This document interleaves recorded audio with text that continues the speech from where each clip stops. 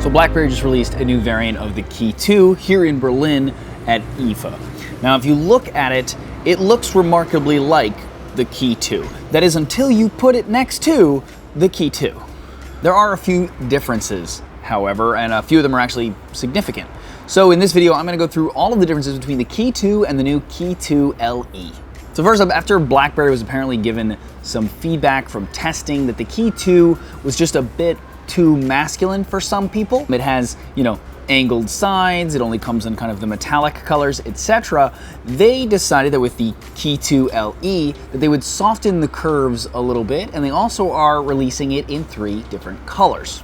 We have the Champagne, which has a dark blue back and front with accents around the edges and in between the keys of gold. We have the Atomic, which looks awesome, and is the same dark blue with hints of this bright red. And finally we have Slate, which is this blue-gray color, but over the entire device instead of just accents like the other two. Now beyond the coloring, the frames are made out of polycarbonate instead of aluminum like the Key2, and are about 12 grams lighter than the original.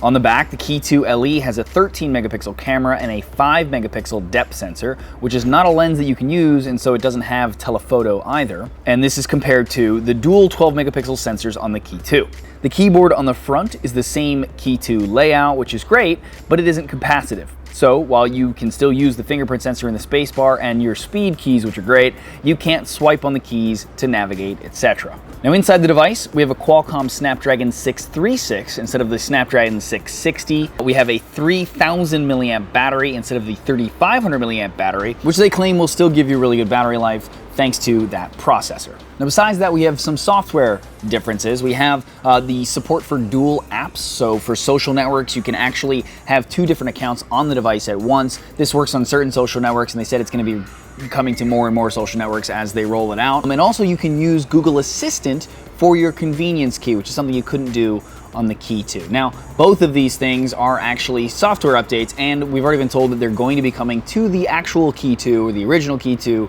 shortly in a software update. And now for perhaps the most significant difference between the Key2 LE and the Key2. Now you might have noticed that some of these specs kind of maybe feel like the Key2 LE is just a little less specced out than the Key2.